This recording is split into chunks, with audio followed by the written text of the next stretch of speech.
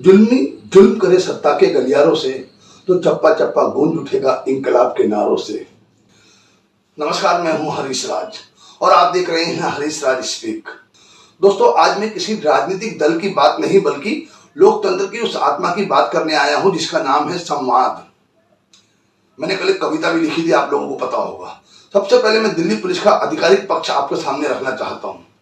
Delhi police ने अपने आधिकारिक एक्स अकाउंट पर लिखा है कि दिल्ली हाई कोर्ट के आदेश और विशेषज्ञ डॉक्टरों की सलाह के आधार पर सोनम वांगचुक की बिगड़ती स्वास्थ्य स्थिति को देखते हुए उन्हें अस्पताल ले जाया गया। पुलिस का यह भी कहना है कि कार्रवाई के दौरान प्रदर्शनकारियों ने बाधा डालने की कोशिश की, लेकिन पुलिस ने संयम बरता और सुरक्षित तरीके से इस पूरी कार्रवाई को अंजाम दिया। अगर वास्तव में किसी व्यक्ति का स्वास्थ्य लगातार बिगड़ रहा हो तो उसका इलाज कराना सरकार का कर्तव्य भी है। इसमें किसी को कोई आपत्ति नहीं होनी चाहिए, लेकिन यहीं से लोकतंत्र का सबसे बड़ा सवाल शुरू होता है। क्या हाई कोर्ट ने आंदोलन खत्म करने का आदेश दिया था, या फिर हाई कोर्ट ने यह कहा था कि हर नागरिक का जीवन अनमोल है, इसलिए राज्य सरकार उसकी सुरक्षा, स्वास्थ्य और आवश्यक चिकित्सा सुविधाएं सुनिश्चित करे।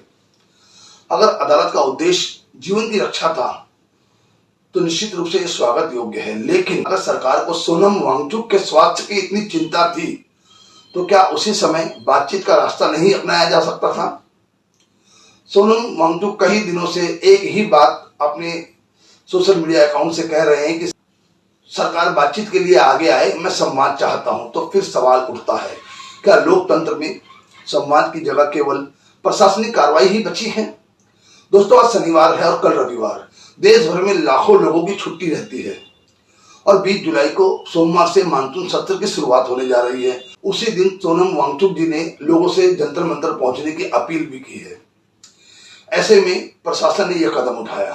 सरकार और पुलिस का अपना पक्ष हो सकता है, ये कानून व्यवस्था और स्वास्थ्य की दृष्टि से आवश्यक हो सकता है, लेकिन आंदोलन से जुड़े लोगों का कहना है कि इससे आंदोलन की गति को रोकने की कोशिश हुई है। यही वो जगह है जहां लोकतंत्र सवाल पूछता है। अब एक और सवाल, अगर सरकार सोनम वांगचुक का अनशन खत्म करना चाहती थी तो क्या केवल अस्पताल ले जाना एकमात्र रास्ता था? क्या सरकार का कोई मंत्री, कोई वरिष्ठ अधिकारी, कोई वार्ताकार उनके पास जाकर यह नहीं कह सकता था कि आइए बैठकर बात करते हैं, आपकी बातें सुनते हैं? क्योंकि संवाद कभी सरकार को छोटा नहीं बनाता, संवाद लोकतंत्र को बड़ा बनाता है। संवाद लोकतंत्र की आत्मा होता है। आज देश का युवा ये सब देख रहा है। वो देख रहा है कि एक वैज्ञानिक, एक शिक्षक, एक नवाचारकर्ता जिसने अपना जीवन शिक्षा, पर्यावरण और समाज को दिया, उसे अपनी बात कहने के लिए भूख हड़ताल करनी पड़ रही है। शिक्षा में सुधार करने के लिए अगर भूख हड़ताल करनी पड़ रही है तो ये शिक्षा की समस्या नहीं है, ये सिस्टम की सवाल है। इस सिस्टम की अपनी नाकामी है। अगर एक वैज्ञानिक और शिक्षा और भविष्य की बात करने के लिए आंदोलन करना पड़े तो सवाल शिक्षा से पहले व्यवस्था पर उठता है।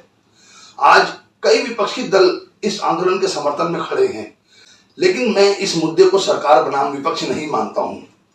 यह मुद्दा भारत के भविष्य का है, क्योंकि शिक्षा केवल नौकरी नहीं देती, शिक्षा सोच देती है और सोचने वाला नागरिक सवाल पूछता है।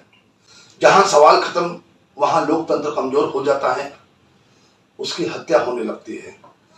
मैं एक बार फिर से स्पष्ट कर देना चाहता हूं कि अगर सरकार ने यह स्वास्थ्य बचाने के लिए कदम उठाया है तो यह उसका संवैधानिक दायित्व भी है और उसका स्वागत होना चाहिए, स्वागत योग्य कदम है।